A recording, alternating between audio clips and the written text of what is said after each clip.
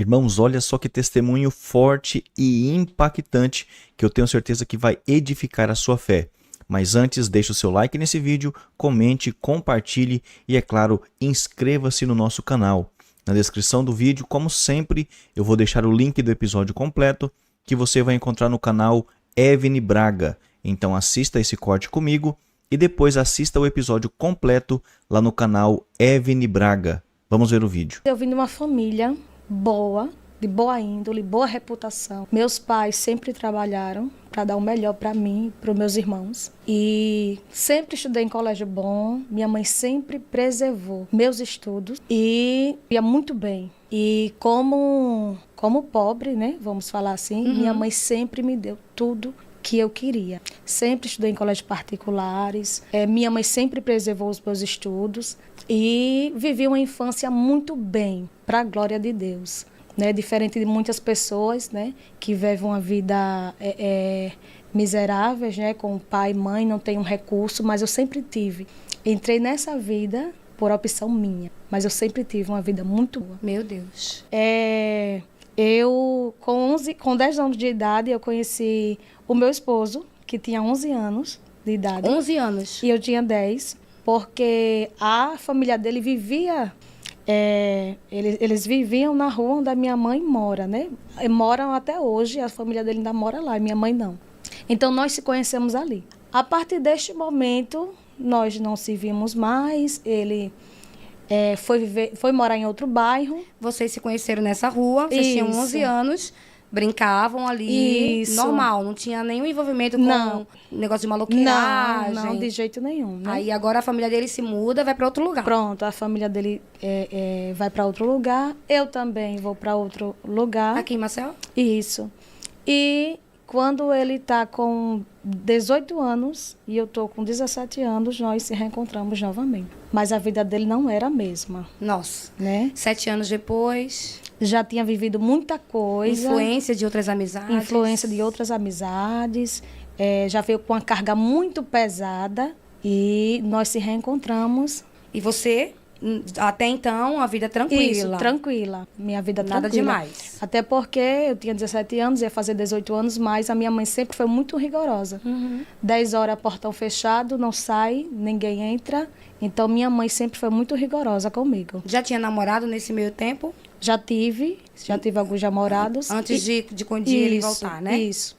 E o que é que acontece? Nós se reencontramos e nós começamos a ficar. E a minha mãe imediatamente impediu, né?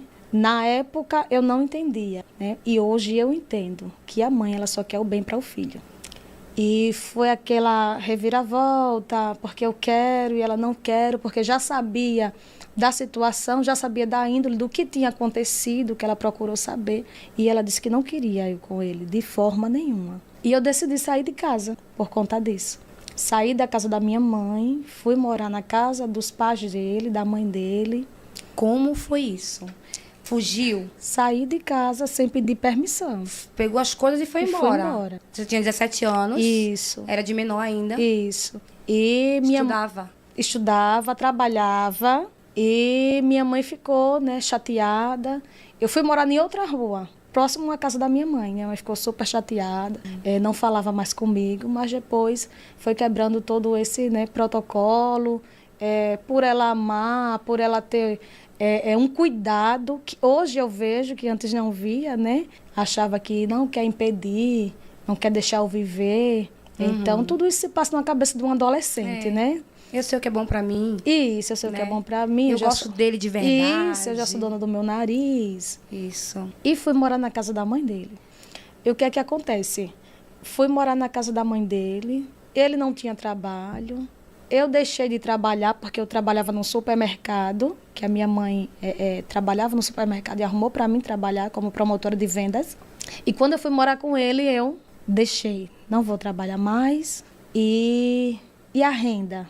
Aonde é que vem a nossa renda? O que é que a gente vai fazer? O que é que se passa na cabeça de um adolescente? E os pais deles te aceitaram assim, tranquilamente? Me aceitaram tranquilamente, a mãe, o padrasto. Ele também tinha 17 anos? Não, ele tinha 18 já. Isso. 18 anos. Então, assim, não trabalhava. Não trabalhava. Mas tá aqui minha namorada. Isso, vivia de uma renda de uma casa que ele tinha. Então a gente ficou lá, por esse tempo, na casa da mãe dele. Quando eu saí do emprego, minha mãe me chamou, disse, por que você saiu do emprego?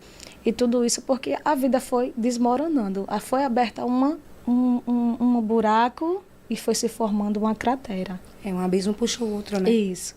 E ela disse, por que você saiu do emprego? Eu disse, não, saí porque achei por bem.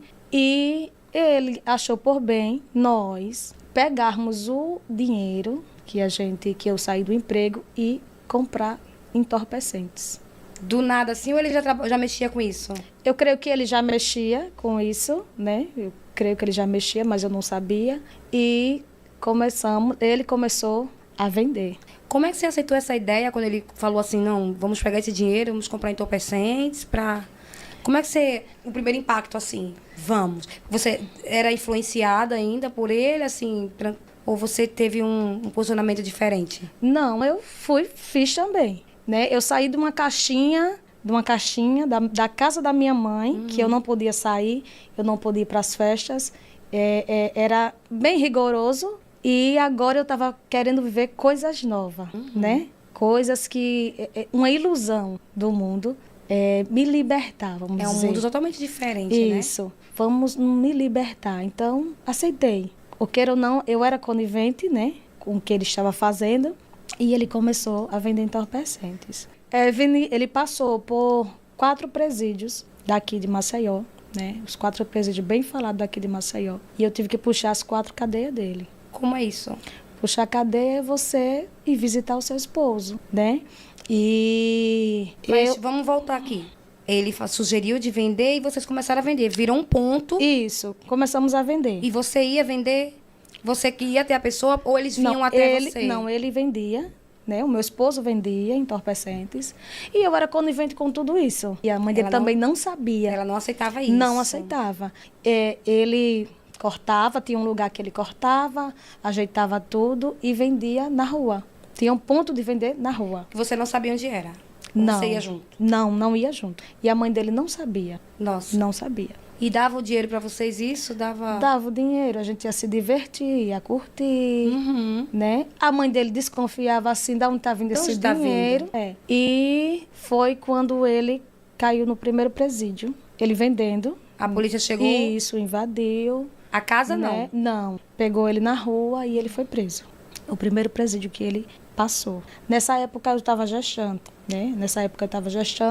O segundo presídio que ele também caiu, que ele saiu, aprontou de novo, voltou de novo para outro presídio. Eu já estava de resguardo, né? Menina. E quando eu me vi na porta de um presídio... Pela primeira vez? Pela primeira vez, eu imaginei tudo que eu tinha, tudo que a minha mãe me ofereceu. Exatamente. E eu só tinha 2 opções. Ou voltar para trás, ou encarar de frente e mergulhar de cabeça no mundo das drogas. Quando eu me deparei lá na porta do presídio, eu imaginei tudo que eu vivenciei na casa da minha mãe, tudo que eu tinha, tudo que eu deixei para trás, né? Porque a minha mãe queria um futuro belíssimo para mim, né? De curso, de faculdade, de muita coisa, e eu fiz 2 opções. Eu disse, eu ou abandono ele aí, vou embora, deixo isso tudo, ou eu encaro de frente, mergulho de uma vez. Meu Deus. Porque no mundo do crime, ou você é ou você não é.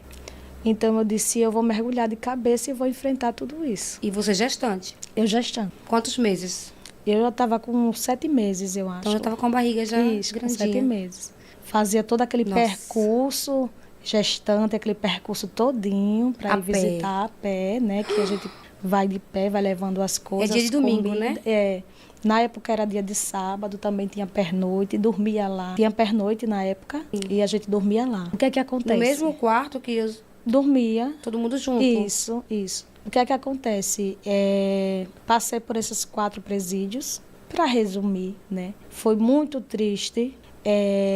Tem revista, não tem? Tive que aprender muitas coisas erradas, porque as mulheres de porta de presídio, né? Elas não, você tem que erguer a cabeça, você tem que encarar, você tem que mostrar que você é, né? Você não pode baixar a cabeça e você não tem que ser menos que elas, você tem que mostrar que você é mais, que você também... Entendi. Elas ficam encorajando a Isso, pra tomar um ficar por cima. tomar um posicionamento, porque você é mulher de bandido agora e você tem que mostrar que você é mesmo, que senão as outras vão lhe pisar. As outras Aqui, quem? As mulheres dos presos. Então, toda pode-se dizer, essa malandragem toda, eu tive que aprender na porta. Você ia sozinha? Ia sozinha. A mãe dele não ia com você? Não ia, ela não ia. De vez em quando, ela visitava ele. Passa pela revista, não passa? Passa pela revista, por toda aquela humilhação. Tem que tirar a roupa? Tem que tirar. Hoje não mais, né? Não, porque tem que passar pelo detector de metais. Isso, mas antes era tudo isso. Tinha que tirar a roupa, vestir novamente, toda essa humilhação. E na época que eu visitava, ainda era pior ainda, né? Porque, como diz a história, eram cadeeiros velhos. Que é porque isso, eram cadeeiros? Cadeeiros porque eram bandidos velhos. Sim, já antigos. Né? Já antigos, que não tinham medo de nada. Sim. As mulheres da porta também não tinham medo de nada. Né? Afrontava agente penitenciário, afrontava a polícia. Então, já era pior ainda. Né? Hoje você não vê mais isso, né? É mais tranquilo. É mais tranquilo, tem pessoas, inclusive até pessoas da igreja que tem marido também que tá preso, que não é crente. Isso. E eu sei por conta disso, né? Que hoje está mais tranquilo. O que é que acontece? Passei por tudo isso.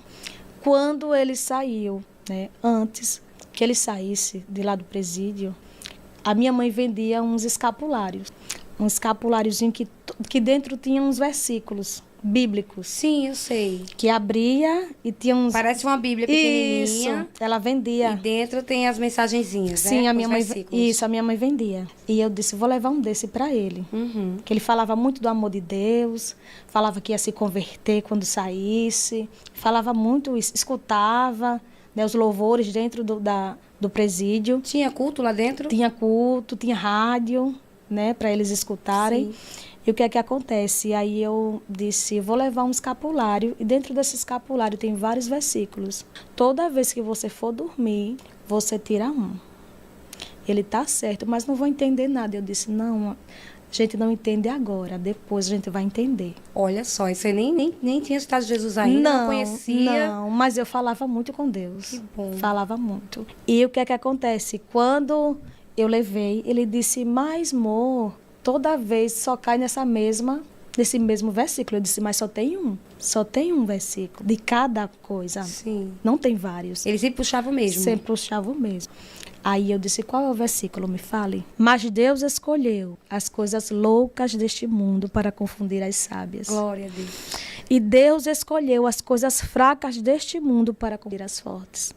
E Deus escolheu as coisas vis deste mundo e desprezíveis e as que não são as que são.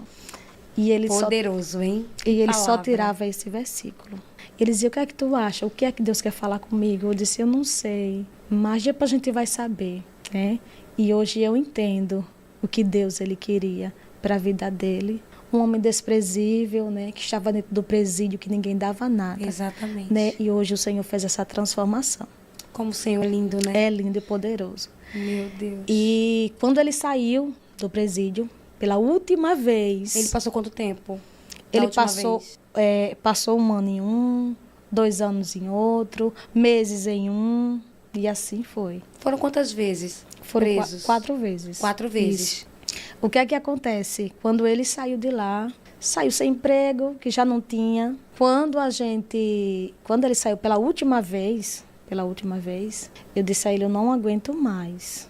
E fomos morar em um lugar, na casa da mãe dele, em outro bairro, porque não podíamos voltar para o mesmo bairro. Quando estávamos lá, ele recebeu uma proposta, porque estava desempregado, não tinha como viver, estava vivendo do que a mãe dava, e ele recebeu uma proposta, né, de uma pessoa para vender drogas novamente. E foi agora que as coisas pioraram de vez, né? E você estava na sua segunda gestação? Não, só tinha só a minha filha. E o que é que acontece? As coisas pioraram de vez porque nós fomos para dentro de uma favela. Agora a gente sai de um bairro, que a gente morava num bairro, né, do Clima Bom, e agora fomos para dentro de uma favela e ele disse, lá vai ser melhor para a gente, para ganhar dinheiro. Nós não ganhávamos dinheiro, vamos ganhar agora, porque é dentro da favela, é dentro da boca mesmo. E fomos para esse bairro na parte baixa daqui, né? No bairro onde quando chove alaga tudo, é lá para baixo. Fomos morar naquele bairro, fomos morar naquela favela.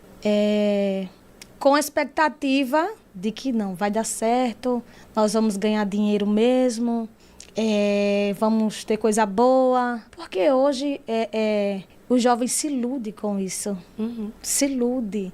Né? O diabo, ele ilude, ele dá e ele toma tudo que você conquistou. Nós não tínhamos nada. O que a gente vendia era para curtir, para beber, para usar drogas. E o que a gente tinha, o diabo tomava novamente. Dava com uma e tomava com a outra. Isso, porque ele veio para roubar, matar e destruir, né? E o que é que acontece? Quando chegamos lá, vimos uma realidade totalmente diferente. Eu já estava com a minha filha, já grandinha, e essa pessoa disse, olha, você vai ficar aqui. Fomos para dentro de um barraco. Nesse barraco aconteceu várias coisas, que a gente não pôde ficar lá. Então, um rapaz de bom coração, e até hoje conhecemos ele, falamos com ele, e ele glorifica a Deus pela nossa mudança.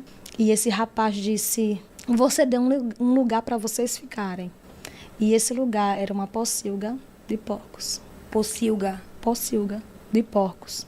É onde os porcos se alimentam? Isso. Ele disse, eu tenho um quartinho onde eu guardo a alimentação dos porcos, você pode ficar lá com a sua esposa. Meu Deus. E ao lado do quartinho viviam os porcos. E quando eu paro para olhar a situação que eu vivenciei, eu lembro do filho pródigo. Pois é. Tinha tudo dentro da casa do pai, né? Saiu, pediu a herança, foi embora e estava passando por essa situação. Mas eu tinha comigo que eu não podia voltar mais. Apesar da minha mãe dizer, as portas da minha casa estão abertas para qualquer hora que você quiser voltar. Eu dizia, não, eu estou com ele e vou ficar até o fim. Meu Deus. E passei por muita humilhação. E nós ficamos lá e esse rapaz sempre dizia, você não é para essa vida. Você é um menino bom e você é uma jovem boa. Vocês não é para estar aqui. Foi por isso que eu cedi a vocês esse lugarzinho para vocês ficar, porque vocês não tinham onde ficar. Nem ele queria voltar para casa da mãe dele, nem eu queria voltar para casa da minha mãe. Porque eu dizia, não, eu não volto.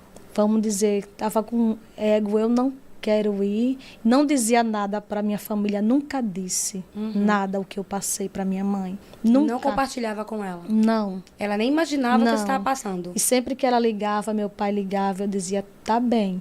Tá tudo bem? Hoje tá tudo bem. Tá precisando de nada? Não estou precisando de nada. Meu Deus. Sempre foi assim, até hoje. Meu Deus. Mas ela já sabe a sua história, ela né?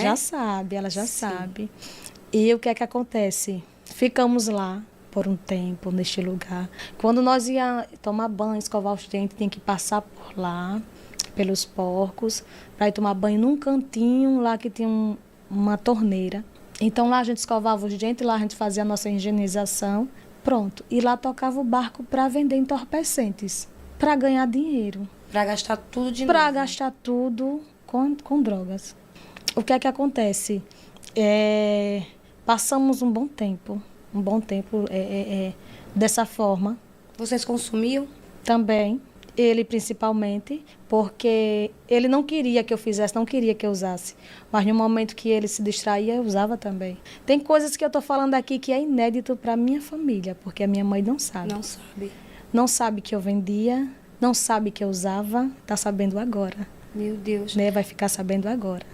A tua primeira experiência, assim, de consumir drogas, foi o que você consumiu? Maconha, na porta do presídio. Na porta do presídio? Isso. Com as esposas? Isso. E depois, normalmente, comecei a usar cocaína, que era o que eu mais usava. Elas que te encorajaram a primeira vez? Isso. Porque até então você tem que ser desenrolada, né? Tem que ser desenrolada, tem que entrar no mesmo sistema, porque senão você é excluída. E qual é o problema de ser excluída, assim? Se a pessoa não quiser, não quero fazer parte disso, só vim visitar o meu esposo. Elas vão humilhar a pessoa. Isso, se você... Porque na época eu não era evangélica, né? Sim. Hoje elas não vão humilhar uma pessoa que é vão te respeitar. Isso, vão respeitar.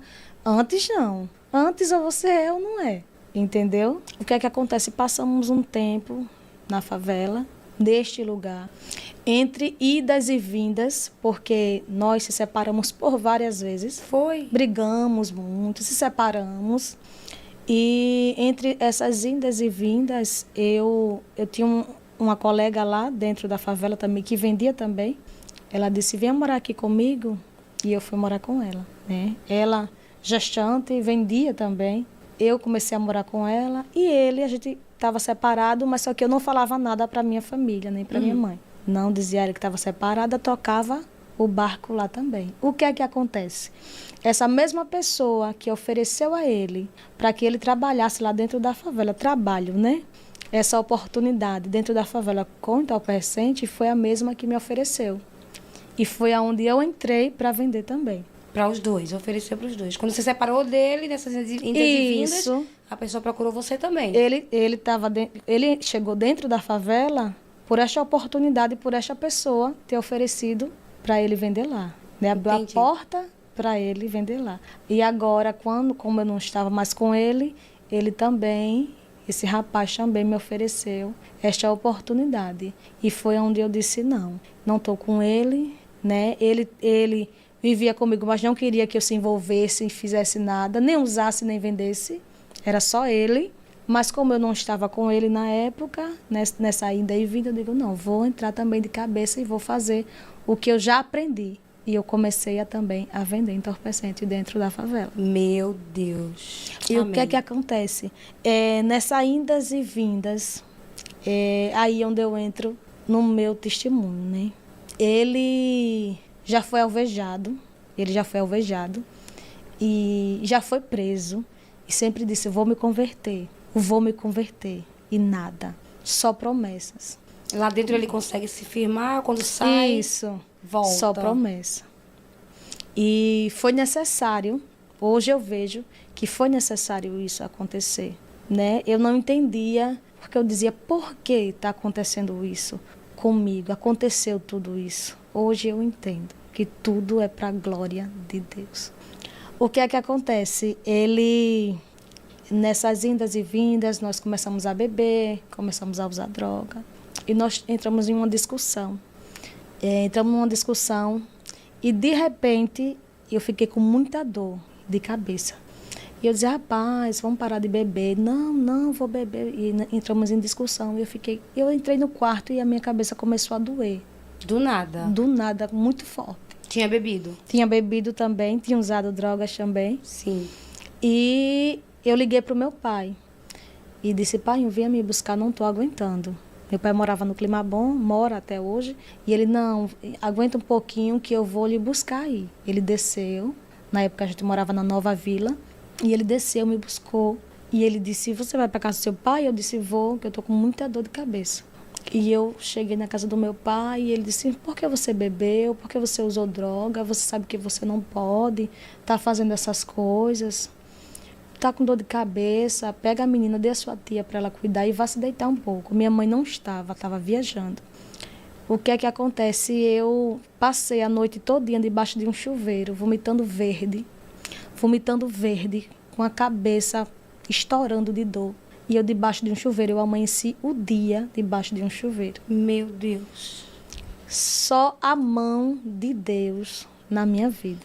Quando a minha mãe chegou de viagem, que sentou, ela disse, o que é que está acontecendo? A minha tia disse, ela está com muita dor de cabeça, veio ontem de casa, mandou o pai buscar e ela está morrendo de dor de cabeça. Minha tia disse, vou fazer um chá. E a minha mãe disse, dê um remédio, depois eu converso com ela. Que já ia, falar, dar uns puxão de orelha. Uhum. Aí a minha tia disse, vou fazer um chá. Quando a minha tia fez o chá, que eu fui pegar esse chá, eu fiquei toda envergada. A minha mão toda atrofiada. E eu comecei a correr para a cama, porque as minhas pernas ficou toda atrofiada. E eu fiquei toda atrofiada, a boca, tudo. Como se fosse um derrame. Isso. E minha mãe correu imediatamente e disse, ela está tendo um AVC. E ela está tendo um AVC, chama um táxi. Na época não tinha negócio de Uber, né? Era táxi, chama um táxi. O táxi chegou lá imediatamente, na casa da minha mãe. E eu só lembro de algumas coisas. Eu lembro que o meu irmão botou eu na perna e ele chorava bastante. As lágrimas dele caíam muito em cima do meu rosto. E a minha mãe, desesperada, corra corra com o táxi, corra que ela vai morrer. E quando chegou lá, né, nesse desespero todo, fizeram a minha ficha e tudo certinho. Quando entrou lá dentro, a minha mãe começou a relatar, né, depois tudo o que aconteceu, porque eu não lembrava de nada mais. A minha mãe começou a relatar que quando entrou, que o médico olhou, que ele não queria atender, né? O médico entrou e olhou e disse: ela, daqui para amanhã ela morre. Meu Deus. Na cara da minha mãe, com essa frieza. Ele saiu de lá e disse: daqui para amanhã ela morre, não tem jeito. E ele nem sabia o diagnóstico ainda? Ele olhou e disse que era aneurisma cerebral. Ele disse: dona Rosângela, sua filha não vai resistir, daqui para amanhã ela morre. Meu Deus, imagina minha isso, mãe, ela ouvindo. Isso, minha mãe não viu chão. Ela disse: eu não vi chão. Mas o que o médico não sabia era que Deus pode. Glória a Deus. Né? E Amém. assim, que Deus pode todas as coisas. Isso. E ficamos lá 7 dias na UTI. Minha mãe relata, 7 dias na UTI. Você desmaiada em coma, Desmaiada, em coma. E foi quando ele decidiu a passar por lá, esse neurocirurgião. Esse doutor neurocirurgião passou por lá e disse: ela ainda está viva. 7 dias. 7 dias depois. O médico disse que não passava de amanhã. Isso, 7 dias depois. A minha mãe disse: ela está aí, está à espera de um milagre.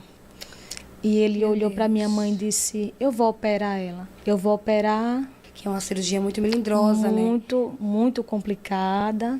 Era a primeira cirurgia dele na vida. Jesus. Porque ele tinha que consultar 5 médicos neurocirurgiões. Eita Deus. E ele falou assim: tem 2 opções.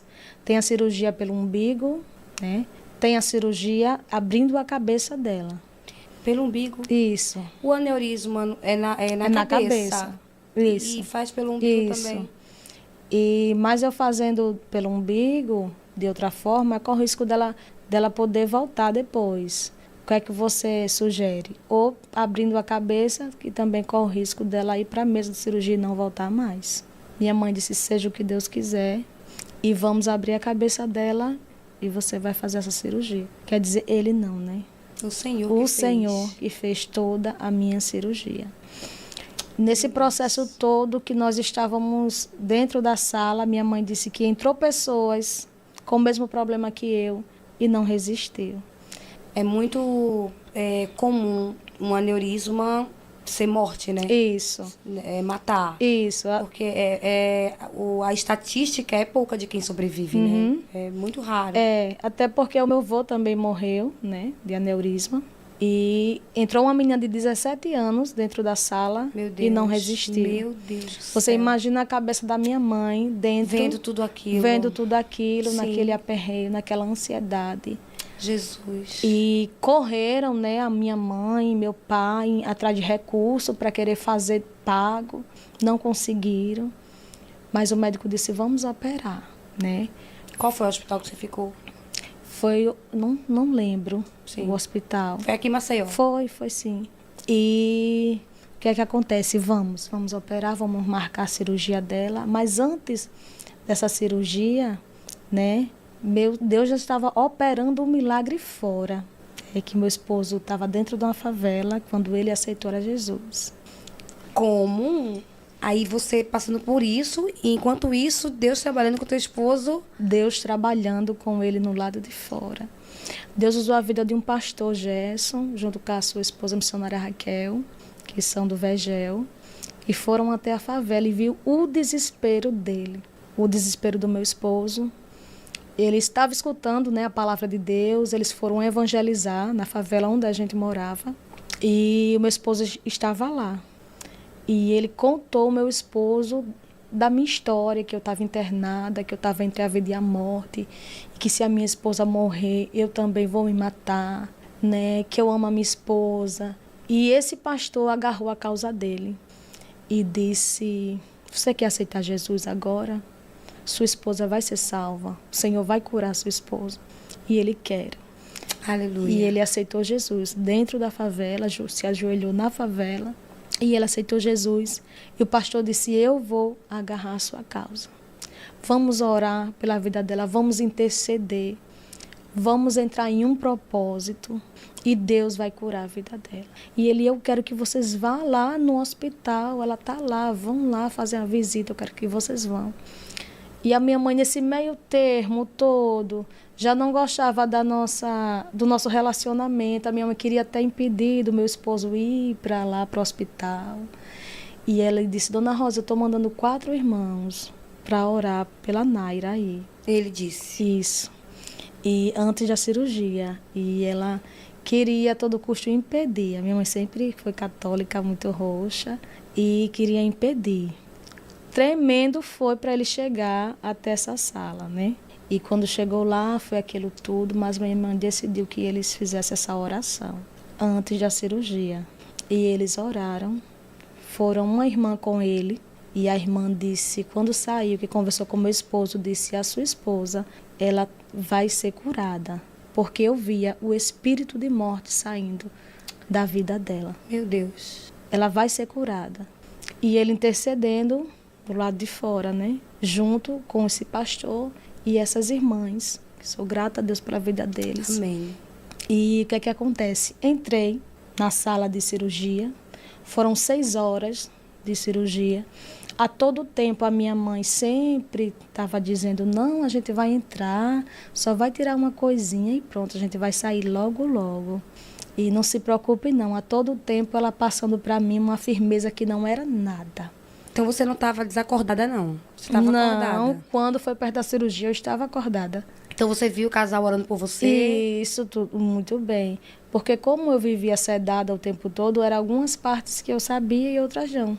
Porque eles me sedavam direto, né? No momento que você estava acordada, você sentia dor? Não. Estava estável? Estável. Então você se comunicava? Se comunicava. Uhum. E ela sempre dizia a mim, não, minha filha, a gente vai entrar, você vai fazer uma cirurgia normal. E ela ia para lá para fora para chorar. Mas ela não disse que era na cabeça? Não disse. Esse é um negócio rapidinho. Na vez que eu fui entrar, minha tia levou minha filha, né? Minha filha, para me ver, porque poderia ser o último dia. É. O que é que acontece? Entrei dentro da sala de cirurgia. Passei 6 horas nessa cirurgia. O médico disse à minha mãe que eu poderia voltar ou sair de lá sem vida, ou poderia sair de lá e ter sequelas, não conhecer ninguém, ou vegetativa, viver uma vida vegetativa, né? Não conseguir falar, não conseguir lembrar de filho, de mãe, de pai.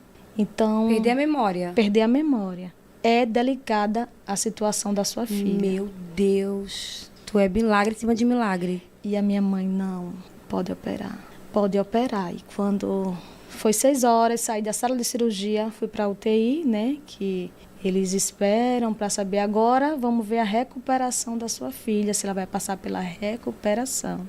Quando ele saiu da sala de cirurgia, ele não sabia se ajoelhava, se agradecia a minha mãe. E falou para minha mãe, é a minha primeira cirurgia, dona Rosângela, que eu estou fazendo. Esse doutor, que disse que não tinha mais jeito. Mas o Senhor queria usar a própria mão dele para mostrar que Deus pode. Meu Deus. Todas as coisas. Foi o mesmo médico que falou que você ia morrer. Isso, foi o mesmo. Que não ia passar de amanhã. Foi o mesmo que te operou. O mesmo que me operou. E foi a primeira cirurgia dele? Foi a primeira cirurgia de aneurisma. A primeira cirurgia dele. Glória a Deus. Passamos pelo... Eu passei, né, pelo... Que tem que descansar, tem que passar por todo o processo da UTI. Para minha mãe entrar na sala depois, para me ver, né? Quando chegou lá, a primeira coisa que ela perguntou, quem eu sou? Eu disse, minha mãe. Ela disse, meu Deus, você tem filho? Você tem esposa? Eu disse, sim. O nome dele é assim, o nome da minha filha é assim. E ela começou a fazer um monte de perguntas e eu sem saber. Porquê? O porquê de toda a situação. E Deus operando fora. Meu marido estava o mais crente da igreja, né? Alguns dias de crente, né? Só. Já era o mais fervoroso. Já era o mais fervoroso, que não podia cantar o hino da harpa, que ele já estava chorando. E minha mãe com aquela coisa toda, você não vai voltar para ele mais, né? Você vai ficar em casa se recuperando. Inclusive, quando a gente saiu de lá, né, minha mãe foi agradecer numa igreja muito grande lá no Climabom 2, né? Assembleia de Deus, muito grande. A tua mãe? Minha mãe me levou de cadeira de roda quando eu saí, né, para agradecer, porque todo mundo, igreja católica, igreja evangélica, todos... Teve uma comoção geral. Todos. Pelo seu caso. Todos. Quando eu saí, ela disse, a gente vai para a Assembleia e vai agradecer lá, mesmo ela sendo católica. E ela me levou de cadeira de roda e teve a oportunidade e agradeceu a todo mundo que orou por mim. Meu Deus. Pela minha vida. Glória a Deus. Como foi essa cirurgia? Como foi isso? Explica pra mim. Que eu vi que você tem umas fotos, né? Isso. Você tem as fotos. Eu noto que tem Tem uma baixa. Aqui, desse Isso. lado... É o seu lado direito, né? Isso. Do lado direito. E teve que cortar a cabeça mesmo. Teve que cortar mesmo. Tem uma baixa. Meu olho não ficou o mesmo. A bola do olho ficou para trás. Esse olho ficou branco. Todo pra trás. Todo para trás. A bola do olho ficou para trás e esse olho todo ficou branco. Eu tive que fazer terapia, né? Fisioterapia para o olho voltar para o lugar. Foi mesmo. Para ele voltar para o lugar. Mas você vê que quando eu olho para baixo, ele não desce. Sim. Realmente. Sim. Ele não desce. Você teve que raspar o cabelo? Tive. O teu cabelo já era grande assim? Já era grande. Ele disse que eu não podia ter mais filhos depois, né? Já tenho uma Sara Eloá, de 7 anos. Você foi pelo diagnóstico, você não podia ter filhos mais. Não podia ter filhos. Glória a Deus. Não podia mais pintar cabelo, não podia fazer mais nada. Tomar sol, essas coisas, tem que ter tudo rigoroso, né? Quando você sai da sala, e como foi o primeiro momento que você se viu no espelho ali? Foi o pior momento da minha vida. Porque quando eu saí, que eu estava dentro da casa da minha mãe, eu não via espelho nenhum. E eu decidi fazer a minha sobrancelha. Quando eu já estava me recuperando, fiquei de cadeira de rodas, né? Eu fiquei de cadeira de rodas porque eu não conseguia me levantar, fiquei muito magra. E eu disse, eu queria fazer a minha sobrancelha. E minha tia me deu um espelhinho de maquiagem. Quando eu me olho, eu não disse, se reconheceu? Não me reconheci. Eu disse, meu Deus, para mim que era tão vaidosa, era muito vaidosa, gostava de pintar cabelo, de se maquiar, só via na escova, cabelo e tudo. E eu me vi naquela situação, eu disse, meu Deus, eu não vou voltar a ser a mesma pessoa. E agora? Você era muito vaidosa? Isso. E eu estava, e a todo tempo meu esposo estava comigo. Nesse impasse que a minha mãe não queria que ele fosse ver, mas mesmo assim ele ia, e a todo tempo ele estava comigo. E eu dizia, eu tô feia. Ele dizia, não, você tá linda. Você tá linda. Depois vai voltar tudo ao normal, seu cabelo, tudo. Não se preocupe com isso, não. Para botar minha autoestima lá em cima, né? Mas eu tava me sentindo horrível.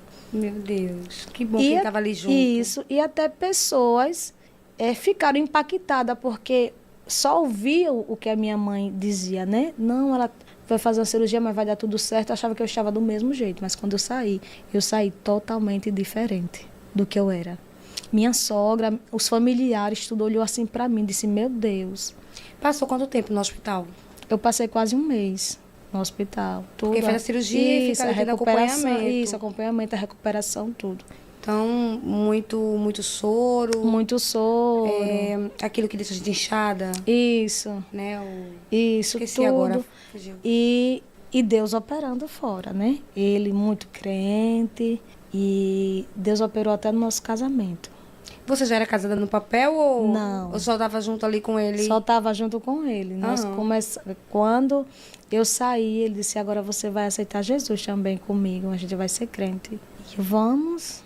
Quer dizer, passei por tudo isso, por presídios, né? Por toda essa situação com ele para chegar na hora de dizer vamos. Eu dizer que não quero, eu digo, sim, vamos ser crentes, sim.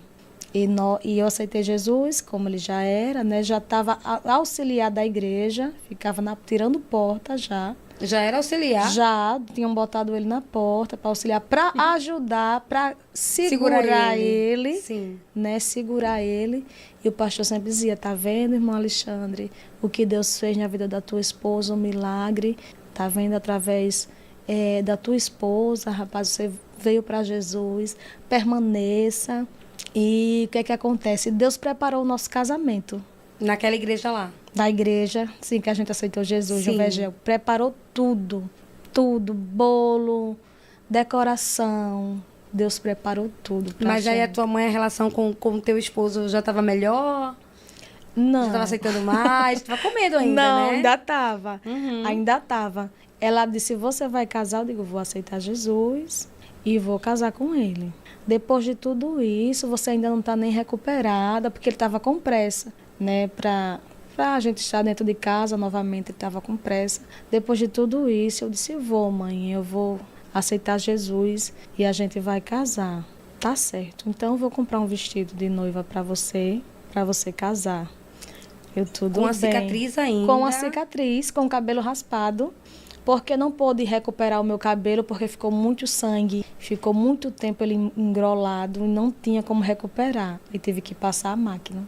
E passar a máquina depois da cirurgia? Depois da cirurgia. Porque só passou a máquina na frente, porque Sim. ele abriu. Mas como o cabelo estava muito tempo deitado, ele ficou embolado, não tinha como ela mexer, tinha muito sangue ainda. Então ela decidiu que cortar tudo de uma vez para nascer tudo junto. Usou peruca, não? Não. E foi como a gente casou. Eu com a bola do olho lá atrás, aqui tudo branco. A cicatriz ainda muito grande. O Tem cabelo, foto disso? Tenho. Do casamento tenho. tudo? E aí você aceitou Jesus? A gente aceitou, eu aceitei Jesus, que ele já tinha aceitado.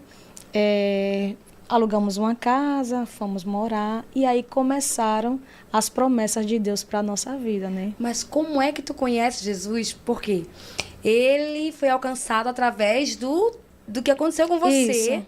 Que ele ali estava quebrantado e foi um momento que Deus usou como anzol o que Isso. aconteceu contigo. Mas você já foi porque ele disse vamos, você disse vamos. Vamos. Então, assim, se ele também dissesse assim, não quero mais, você estaria também. Isso. Não quero Disposta, também. Isso. Tô junto com você, porque Isso, deve é. isso. Então, teve o momento de você conhecer o Senhor. O momento de você realmente ter o seu particular com Deus, né? A sua experiência com Deus. Qual foi esse momento para você? Quando caiu a ficha de tudo que tinha acontecido comigo. E quando eu aceitei Jesus, eu escutava muito louvor em casa, sempre gostei de louvar, escutava muito louvor em casa. E ele dizia, vá louvando que o pastor vai dar oportunidade. E eu começava a ensaiar e começava a sentir a presença de Deus, né, dentro da minha casa. E eu me olhei no espelho da mesma forma que eu estou aí. Eu estava dessa forma quando eu casei. E eu olhei assim no espelho e disse, como Deus é maravilhoso. Senhor, o que o Senhor fez na minha vida. Incrível. Essa cura que o Senhor me deu. Livramento. Esse livramento que o Senhor me deu. E existiu alguns rumores que foi uma obra de feitiçaria. Existiu alguns rumores. Sim. Existiu. E, inclusive, ele viu, o meu esposo viu a obra de feitiçaria. Que fizeram. Que fizeram. Meu Deus. E vocês totalmente desprotegidos? Isso, não conheciam com Jesus? Com certeza. E eu não quis acreditar. Sim. Eu não quis acreditar. E hoje eu acredito não. Teve um propósito. Sim. E eu quero descartar essa situação, né? E eu me olhei no espelho e disse, meu Deus, que coisa linda que Deus ele fez na minha vida. Que coisa maravilhosa. Meu Deus, me dá de volta tudo o que eu perdi, me dá meu cabelo, me dá meu olho novamente, Senhor. Eu falava muito com Deus, né, sobre essa situação toda. E Deus começou a fazer promessas em nossas vidas, promessas que ia nos levar para um lugar, uma terra seca, e lá, quando nós pisássemos no nosso pé, ia florescer. E nós não entendíamos. Novos convertidos ali? Novos convertidos, e o Senhor dizia para ele, muitas das vezes, eu tenho você como Davi. Eu tenho você como Davi, irmão. Fica firme, que o Senhor tem algo grande rapidamente na tua vida e na vida da tua esposa. Eu disse, e a gente sempre morou na parte baixa. Quando, de repente, a gente ganhou uma casa, através da mãe dele, nesse conjunto, no Benedito Bentes. E eu dizia, não quero não ir para ali. Eu não gosto daquele lugar, eu não vou não sei. Nós até moramos perto da casa da minha mãe um tempo. E eu não queria, uma casa que a gente ganhou, e eu não queria ir para lá. Sim. E Deus sempre fazendo promessas. né? Vou eu te levar para um lugar, vou eu usar a tua vida, através do teu testemunho, outras vidas serão alcançadas. E eu dizia, como o Senhor vai fazer? Meu né? Deus. Como? E nós fica todo o tempo indagando como é que o Senhor vai fazer, quando como é. E nós fomos, né? Pro Benedito. Pro Você tá falando de uma época que o Benedito não era povoado como é hoje, tá, gente? Porque hoje tá maravilha. Benedito Bento tem shopping, Benedito Bento tá uma coisa linda. Mas antes, há alguns anos atrás, eu acho que uns 15 anos atrás, não era assim. Isso. Era bem esquisitão. Tem 11 anos. 11 anos que a gente mora lá. Então, o shopping novo, esse shopping que tá lá no Benedito, não tem tanto tempo, né? Não. Então agora já tá povoado, mas antes não tinha, né? Hoje eu amo morar naquele lugar. Porque é acessível, tudo é acessível ali. Tudo. Hoje eu amo morar naquele lugar e não queira me tirar de lá. Mas na época eu não queria. Não foi assim. Então você chegou nessa terra seca. Isso. Né? Um deserto ali. Isso. Eu digo, não conheço ninguém, vou para ali fazer o quê? E ele, não, a gente tem que ir, a nossa casa vai pagar aluguel até quando? Então você quer ver perto da casa da sua mãe até quando? A gente vai para lá e lá seja o que Deus quiser. A mãe dele comprou uma moto para ele e ele começou a rodar de mototáxis. Foi aonde ele ganhou um dinheirinho. Isso, ele começou a se erguer. Porque quando a gente se converte, que a gente é do mundo que se converte, nós começamos logo a passar por provação. Pois é. Né? Porque o que a gente tinha de mão beijada, o que fazia, não pode fazer mais. Então, se não tinha uma profissão, e agora? Vai fazer o quê? Trabalhou numa casa de pirulito, ele trabalhou em vários lugares, e agora a mãe dele deu uma moto para ele trabalhar de mototáxi. E ele, bora para lá, e lá a gente vai fazer a nossa vida. A mãe dele também ganhou lá, e foi também tudo perto, tudo ok. Quando a gente não tinha muita coisa, a mãe dele ajudava, e tudo bem. E o pastor meio assim, rapaz, você vai para lá, mas procura uma igreja, vá. E ele tudo preocupado com vocês. Isso, tudo bem, meu pastor, a gente vai procurar uma igreja. Procuramos uma igreja, ficamos de uma congregação e lá foi coisa de Deus. Eu creio. Deus preparou tudo. Poxa, foi onde Deus começou a se revelar tremendamente, que disse que queria coisa rápida para a vida dele, para a minha vida. E eu te trouxe aqui para este lugar porque eu quero algo grande com a tua vida. Vou abrir uma porta para que outras pessoas venham se abrigar através da tua vida. E ele não entende, Naira, eu não entendo o que Deus ele quer. Pouco tempo de convertido, vocês Pouco tinham? tempo de convertido. Tinha um ano já de convertido? Mais ou menos. Né? E fui batizada com o Espírito Santo. Em menos de um ano? Em menos de um ano. Com um mês que eu estava na rápido. igreja, eu fui batizada com o Espírito Santo. Meu Deus. Era o que eu mais almejava ser batizada. Fui batizada com o Espírito Santo. E da última vez que Deus se revelou para ele, foi quando o irmão foi fazer uma pregação, foi pregar e disse assim: e Samuel entrou na casa de Jessé e se passou-se os filhos de Jessé. Passou esse. E ele pegava todos os obreiros da igreja e fazia uma analogia. Isso. Se passou esse. Se passou esse. Aí ia passando os obreiros. Isso, ia passando os obreiros. Ele disse, mas não era nenhum deles. E Meu mandou Deus. chamar Davi. Pela segunda vez que Deus falou com ele sobre Davi. Porque o pastor lá tinha falado também que via ele como Davi. Isso. Ele disse, e se passou todos, mas tiveram que mandar chamar Davi. E só iam se assentar enquanto Davi chegasse na mesa. É você, Davi, com ele. E ele começou a chorar os prantos. E ele dizia, amor, Deus tinha algo comigo no pastoreio. E eu vou permanecer na congregação. Eu vou ser obediente aos meus pastores. Aconteceu muita coisa, mas ele passou de auxiliar para diácono, passou de diácono a presbítero, passou de presbítero a evangelista. Começou a pregar. Começou a pregar. Mas e o que ficou lá atrás no passado? O passado queria voltar? As pessoas que conheciam ele queriam Investiram. Porque Satanás, o inimigo, ele não vai sossegar. Investiram. Ele ia tentar de todas as formas. Por cima, por baixo, de lado. Investiram muito no começo. Não é fácil. Porque para você pegar, arrancar uma planta no começo, é mais fácil, né? Enraizada, não. Então, no começo, investiram bastante. Então, assim, tentaram... Sai disso, para com isso, vem pra cá, que é melhor. Isso. Lá onde vocês foram morar, tinha gente que aparecia para isso também? Ou... Não tinha gente que aparecia, porque a gente não conhecia muita gente. Quando a gente chegou lá, não conhecia ninguém. E começamos a ir para a igreja, né? Vamos procurar. Então, Deus, de fato, tirou vocês. Arrancou com raiz e tudo. Isso. E vamos começar uma vida nova. Uma vida nova. Vizinhos novos. Isso. Tudo novo. Tudo novo. E até então ninguém sabia, né, do que aconteceu da nossa trajetória. Chegamos lá, o pastor auxiliar, o senhor vai ficar na porta. Quando o senhor vir do trabalho, o senhor toma um banho, vem para a porta para a gente ficar aqui.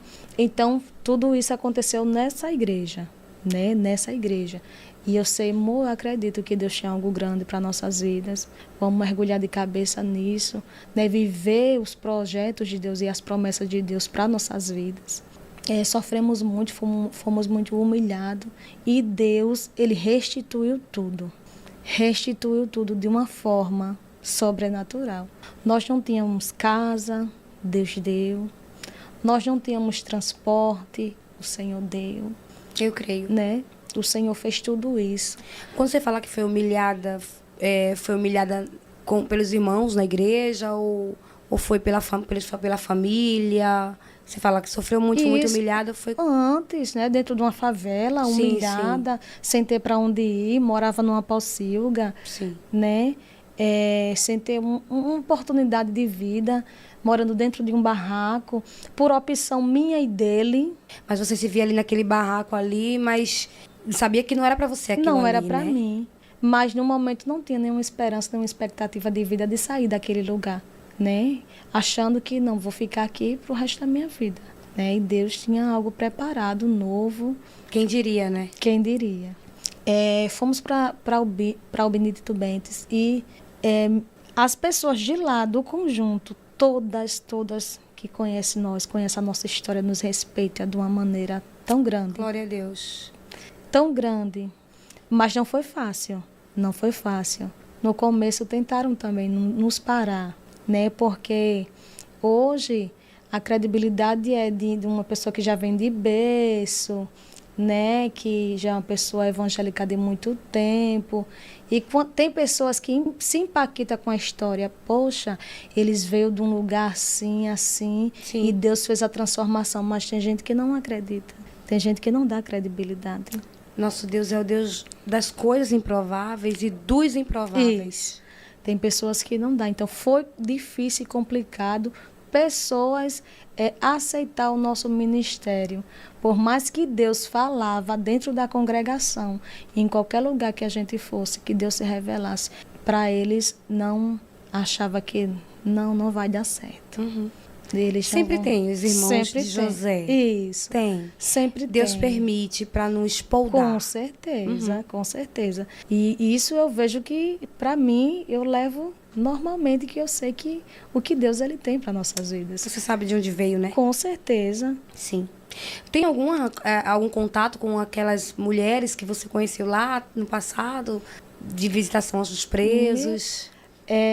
Não, mas de algumas pessoas que antigas, que pelo Instagram, meu Deus. Que te acham, que te encontra. Ixi, que coisa linda. Como você mudou. E o irmão Alexandre, tá uma pessoa. Eu quero ir aí para sua igreja, eu quero saber como você. Eu falo do amor de Deus. Que bênção. E elas, amiga, é lindo, ore por mim. Aí como é gratificante você ouvir palavras dessa forma. A sua família, a minha mãe, meus irmãos, né? Às vezes pedir, ora por mim, minha irmã. Amém. Você Né? agora é um testemunho vivo. Com certeza. Do quanto Deus pode fazer e o quanto Deus pode agir nas coisas mais improváveis. Isso. Aí você agora recebeu a palavra, né, de direcionamento. Isso. E agora vocês entenderam que Deus tinha algo mais profundo com certeza. vocês. Né? Passamos por etapas, né? A gente não não vamos entrar pela janela, a gente tem que entrar pela porta, passar por etapas. Ele viu que o ministério dele pregoeiro, né? Ele prega muito nos lugares. Ele aprendeu a pregar no presídio? Foi assim de repente? Deus que foi capacitando? Deus que foi capacitando e ele buscando, porque ele começou a comprar livros. Começou a comprar livros. A minha casa é cheia de livros. Começou a comprar livros e Bíblia. Não sei quantas Bíblias tem, eu digo só traduções. Isso, as traduções. Sim. Tudo isso ele foi buscando. Ele disse, Deus capacita, mas eu tenho que buscar. Isso. Eu tenho que saber o meu objetivo. Eu tenho que saber que eu tenho um ministério pregoeiro. Eu tenho que saber que eu tenho que alimentar um povo. E ele começou. Para você ter ideia, ele não sabia de nada. Nada. E hoje ele dá cursos nas igrejas. Né? Mesmo. Ministra culto de casal. Muito lindo o culto de casal que ele ministra. Né? Glória a Deus. O último culto de casal que ele ministrou foi em Maragogi. Ótimo, digo, meu Deus, uma pessoa improvável que ninguém dava nada, que não tinha expectativa de vida nenhuma, e Deus fazia essas coisas maravilhosas. E hoje tem um empresário que nos ajuda, que era da época da gente, que viu a mudança, que viu tudo, que nos acompanha, que já visitou nossa igreja e disse, meu filho, irmão Alexandre, eu vou lhe ajudar nessa obra, né? Hoje vocês têm um ministério, ele é pastor, isso, você é missionária. Isso. E vocês, é um ministério que vocês começaram do zero ali. Isso, começamos do zero. Como foi essa transição? Ele evangelizando, né? Na época que ele era diácono, ele evangelizava muito, né? Para o pastor da igreja, começou a evangelizar e levou muitas vidas através do testemunho dele, contando para as pessoas dentro do conjunto. Já aconteceu isso comigo, mas Deus me transformou, vamos fazer uma visita na igreja, é assim. E até hoje as pessoas vão para a igreja sabendo da transformação da vida dele, da minha transformação. Sim. E do nosso testemunho de hoje, né? Do nosso testemunho de hoje. Porque até hoje ele evangeliza lá, né? Evangeliza. As mães de pessoas que passam pela mesma situação que ele passou, procura ele hoje para dizer, pastor Alexandre, olha pelo meu filho, eu sei que o Senhor mudou a tua vida, a vida da tua esposa, vai fazer também na vida do meu filho. Vá lá, faça uma oração, ligue para ele, faça uma visita. E a gente vive nessa rotina. Meu Deus. Nessa rotina. Vocês têm trabalho com pessoas assim, não? Da igreja vocês trabalham com pessoas assim? Tem muita gente que... Tem muita gente, tem mulher lá que é evangélica, que o marido está preso, tem ex-noieiro, sim, tem ex-viciado, tem ex-alcoólatra, sim, tem ex-presidiárias. Tudo ali com vocês e vocês tratando. Tudo, inclusive que quando as pessoas vão visitar, que eu falo, eu digo, olha, aqui é tudo testemunho de Deus. E as pessoas ficam assim, abismadas, meu Deus. E trouxeram tudo para cá. Meu Deus. Todas essas pessoas que um dia a gente já foi, estão lá dentro, sendo transformadas. E Deus, ele já vinha se manifestado sobre isso, que diz que ia levar pessoas, né? Da mesma forma que nós estávamos, para que a gente viesse cuidar. E se você entender o testemunho de cada um deles ali, é tudo que a gente já vivenciou. Tudo. E eu tento passar tudo aquilo, né, para as pessoas, para que elas venham se libertar, porque no começo não é fácil. E nós fica nessa luta, né, todos os dias, orando por essas pessoas, pela libertação de cada uma delas, dando oportunidade ao qual ele teve, porque muitas das vezes diz, o pastor ama demais, mas é porque ele diz, amor, eu não posso rejeitar essas pessoas. Só quem foi muito perdoado é que sabe, né? Que ama mais. Isso. Eu não posso. Porque o pastor é muito dado, é muito bom. Tem pessoas que dizem, ele é muito bom, porque eu vejo fulano fazer isso, eu não vejo. Ele diz, amor, eu não consigo. Sim. Eu não consigo. Ele sempre leva para o lado da misericórdia. Porque a misericórdia alcançou vocês também. Isso. Ele sempre tem que... Não, ele tem que ter uma segunda chance. Ele tem que ter. É, casada há 17 anos. Isso. Você conta esses 17 desde quando você saiu de casa. Isso. E o ministério tem 9 anos de ministério. 9 anos. São 9 anos. E nesse tempo de 9 anos, com certeza muita coisa aconteceu. Muita coisa aconteceu. Não faço ideia da onde esse testemunho, a quem esse testemunho vai alcançar. Mas quem sabe eu esteja falando com alguém que está com um filho nas drogas, ou quem sabe o seu filho está num presídio, ou é seu esposo, ou é sua filha. Eu não sei quem é que Deus colocou ali, naquele vale de ossos secos. Mas eu sinto muita direção de Deus para dizer para você, profetize aos ossos secos. E eles vão reviver outra vez. Eu queria muito que você desse uma palavra de encorajamento para essas mulheres, para essas pessoas, os homens que estão nos assistindo, né? E que você pudesse encorajá-los sobre esse tempo que eles estão passando, que você já passou, né? Claro que eles estão talvez num contexto diferente, Isso. né? Mas deixa Deus te usar numa palavra para essas pessoas. Porque eu quero dizer que não desista. Não desista, né, dos seus projetos, dos seus sonhos. Não desista daquilo que o Senhor ele tem para a tua vida. Não foi fácil, né? Porque servir a Jesus não é fácil. Servir a Jesus é dor, é sofrimento. Servir a Jesus não é dizer eu vou entrar dentro de uma igreja, dentro de um ministério e vou me dar bem, né? E vai vir providências, vai vir bênção de Deus, não. Servir a Jesus é você se libertar, é cada dia você renunciar, né? Renunciar tudo aquilo que o mundo te oferece para que você venha lá na frente ter coisas novas da parte de Deus, né? Ter coisas novas para que o Senhor ele venha fazer a boa obra na tua vida, concluir tudo aquilo que ele tem para fazer. Não desista.